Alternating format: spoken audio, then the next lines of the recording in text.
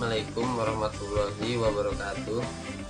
Saya James Ramandan, berasal dari kelas mesin 1. Di sini saya akan menceritakan tentang hikayat Laksamana Hang Tuah. Pada zaman dahulu dikenal seorang satria bernama Hang Tuah. Ketika masih anak-anak, ia beserta kedua orang tuanya, Hang Mahmud dan Dang Mertu, menetap di Pulau Bintan. Pulau ini berada di perairan Riau. Rajanya adalah Sang Maniaka, putra Sang Sapurba, raja besar yang bermahligai di Bukit Siguntang. Hang Mahmud berfirasat bahwa kelak anaknya akan menjadi seorang tokoh yang termuka. Saat berumur 10 tahun, Hang Tuah pergi berlayar ke Laut Cina Selatan disertai 4 sahabatnya, yaitu Hang Jebat, Hang Kasturi, Hang Lekir, dan Hang Lekiu. Dalam perjalanan, mereka berkali-kali diganggu oleh gerombolan Lanun.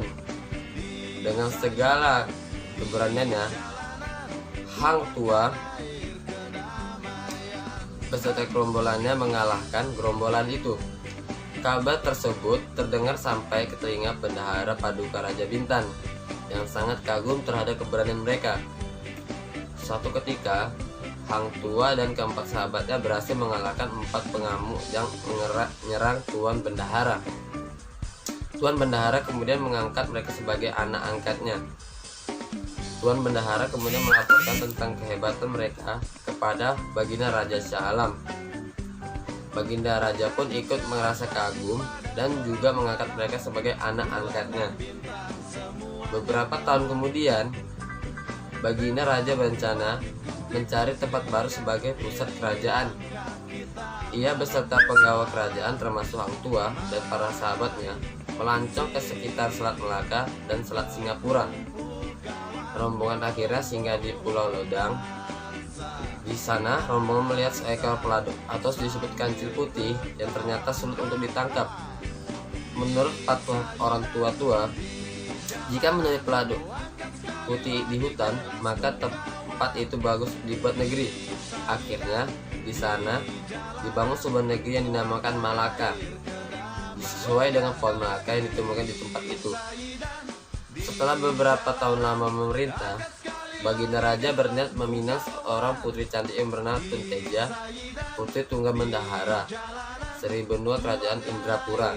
Namun sayangnya putri itu menolak pinangan Baginda Raja. Akhirnya, Baginda Raja meminang Raden Galumas, ayu putri tunggal Sri Batara Majapahit, raja besar di tanah Jawa.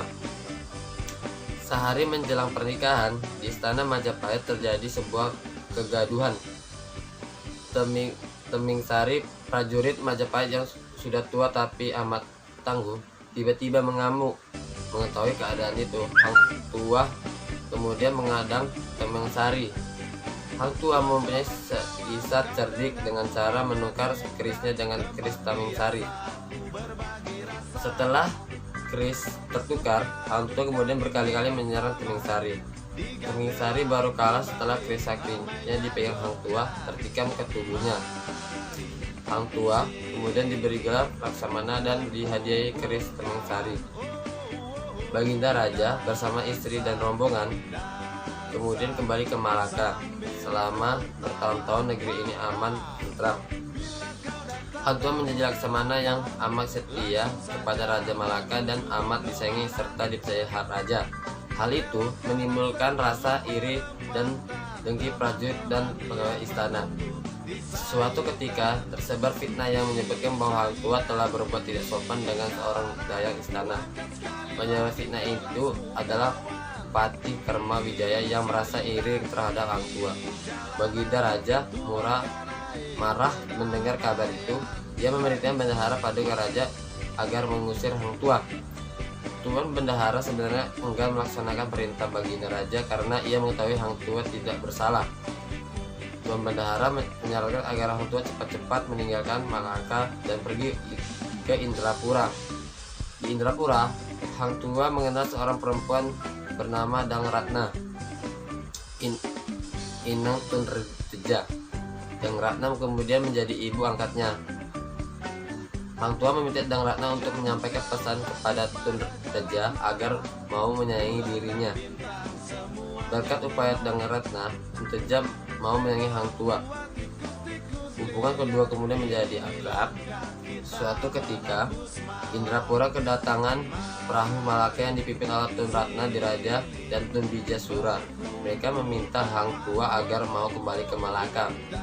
Tun Raja dan Dang Ratna juga ikut bersama rombongan. Sampai di Malaka, Hang Tua kemudian bertemu dengan Baginda Raja. Hang Tua berkata, "Mohon maaf tuanku, selama ini hamba tinggal di Indrapura. Hamba kembali untuk mengabdi setia kepada Baginda," kata Hang Tua. Tuan Ratna Diraja melaporkan kepada Baginda Raja bahwa Hang Tua datang bersama Anteja, putri yang dulu diidam-idamkan Baginda Raja.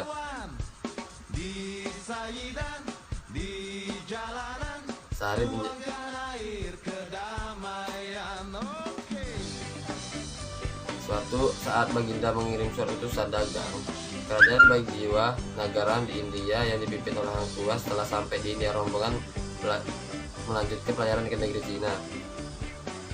Di pelabuhan Cina, rombongan Hang Tua berselisih dengan orang-orang Portugis karena mereka sangat sombong dan tidak terima Hang Tua melabuh kapalnya di samping kapal Portugis.